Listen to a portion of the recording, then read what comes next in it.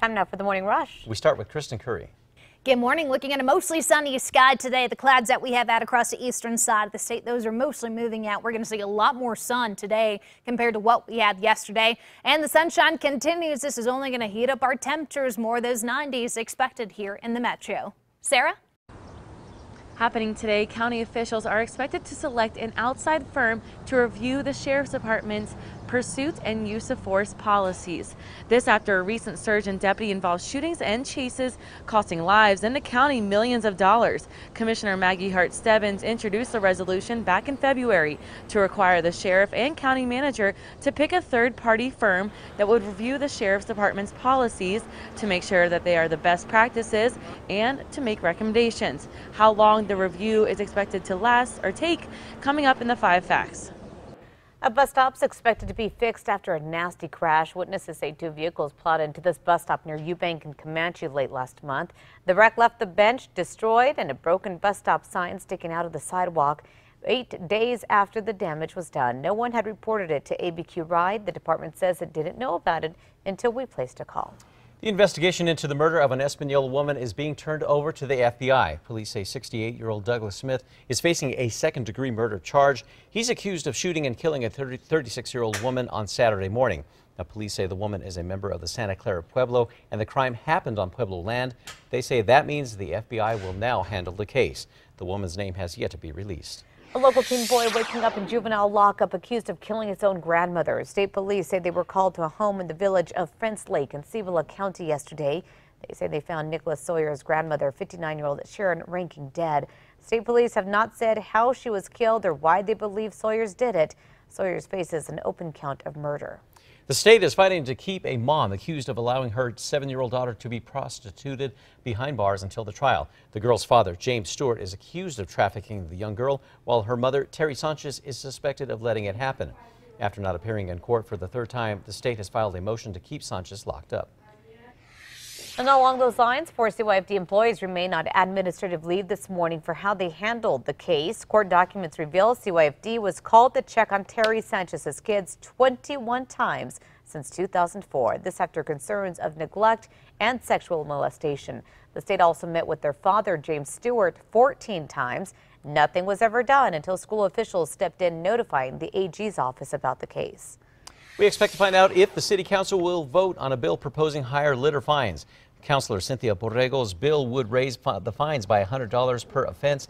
That means the price for not picking up after your dog, tossing a cigarette butt, or dumping that soda can in the street will set people back about $250. Tack on another $100 for a second violation, and each offense after that will cost you $500. On to news happening today. A final decision could be made on a conceptual plan for a controversial truck stop, in Santa Fe. Developers are hoping to build the Flying J at I-25 in Cerrillos. The plan has drawn strong community opposition, with locals concerned about its impact on traffic and safety. In March, the County Planning Commission recommended the proposal be denied. Today it goes before the County Commission for approval. We'll let you know if that happens. President Trump is set to make an announcement today about the Iran nuclear deal. On Monday, British Foreign Secretary Boris Johnson met with the Secretary of State Mike Pompeo at the White House to urge the U.S. to remain as part of the deal. The president, who has signaled he will pull out, has until May 12th to make a final decision. On to new news this morning. As you wake up today, the city of New York is looking for a new attorney general. Late last night, Eric Schneiderman resigned amid abuse allegations. According to the New Yorker magazine, 4 women, 3 of whom were romantically involved with Schneiderman, are accusing the AG of hitting or slapping them without their consent.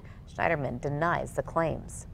Hawaii's Kilauea volcano continues to spew lava and toxic gases on the Big Island.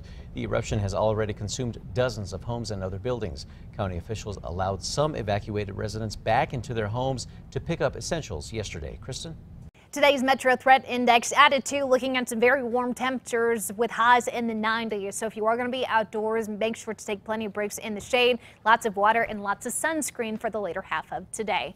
Crystal? Today, Sandia High sophomore Mackenzie Saito is speaking up after finding out the school's Sandia Amigos special needs group is not featured in the yearbook. The school says it wasn't trying to exclude anyone and that not a single student group gets its own special page this year. Only sports teams did. She's hoping today's talk will mean the Sandia Amigos will be included in future yearbooks. You can help a girl with a rare form of cancer pay for medical treatment and also help her family who are strapped for cash get back on their feet. 4-year-old Ariana Nicole suffers from a rare soft tissue cancer that does not respond to treatment. While spending time in the hospital, she's been creating special dream catchers. Now, those dream catchers are now for sale. We have a link to buy them as well as a link to donate to the family at alwaysonkRQE.com. On to new news this morning. Walmart is tightening its opioid prescription policy in an effort to fight the nationwide epidemic. The retail giant will fill first-time opioid prescriptions for 7 days or less and limit the dosage. Also beginning in 2020, Walmart will require prescriptions to be filed electronically, which makes it more difficult to alter. Also new this morning, a cup of coffee in California will now come with milk, sugar, and a warning that it could cause cancer. As a byproduct of the roasting process, coffee is said to contain the carcinogen acrylamide. A Los Angeles judge ruled that Starbucks and other coffee companies failed to show that the benefits from drinking coffee outweigh the risks. Kristen? Time now for a check on traffic. Nothing major out there when it comes to slowdowns or crashes. Looking pretty good on both interstates. I'll let you know if that changes. Okay, how cool is this? Meet the two artists behind some of the most iconic space art in the galaxy. That's Robert Hurt and Tim Pyle. They bring the universe to life. Together, they produce some of NASA's most popular images, from renderings of how planets light years away could look to actual photos of stars and galaxies captured by NASA's powerful telescopes.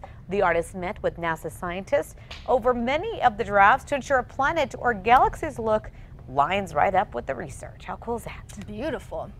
Time now for the 5 facts. At number 5 today, you can help a local hero and the toddler he saved with medical expenses. There will be a Frito Pie fundraiser for 22-year-old Philip Hall and 2-year-old Kier. Hall and the child are both recovering in the hospital after suffering severe burns. AFD says Hall ripped away a fence to rescue Kier from inside a flaming tent behind a southeast Albuquerque home last Sunday. The fundraiser is from 11 a.m. until 2 p.m. at the Southwest Substation. You can find a link at alwaysonkRQE.com. On to number 4 now. Heads up, early voting gets underway today for the upcoming primary election. The primary election features 2 open congressional seats as well as the governor's race. Primary voting begins today at the county clerk's offices across the state and through absentee mail-in ballots. If you're not registered yet to vote, the deadline is also today. You can register online or in person at county clerk's offices or Secretary of State's office. And number 3, warm temperatures today as we climb to near 90. Mostly sunny skies on top. Winds 10 to 20 miles per hour. Even warmer tomorrow. Temperatures peak in those low to mid 90s Thursday with stronger winds and fire danger to finish the week. At number 2 this morning, deputies are asking for the public's help in solving a once missing persons case that's now classified as murder. The victim, 46-year-old Dawn Sandoval, is a Rio Rancho woman who was reported missing last month. Detectives say over the weekend someone called in a tip that human remains were found in a remote part of Sandoval County. Investigators concluded it was Sandoval. Number 1 now tonight, Bernalillo County commissioners are expected to pick an outside firm to review the Sheriff's Department pursuit and use of force policies. Commissioner Maggie Hart-Stebbins called for the study in February after a recent surge in deputy-involved shootings and chases costing lives and the county millions of taxpayer dollars. Recently, another deputy pursuit ended in a horrible crash between the suspect and an innocent family. 2 members were sent to the hospital, 2 members of that family, that is. The family voiced their concerns despite the deputy saying he had disengaged in the chase before that crash happened. Hart-Stebbins says review will not look into specific cases like that one, but will look at the overall policy. County staff has asked for the review to be completed in 90 days. If you want more details on this, go to our website. That's always on KRQE.com.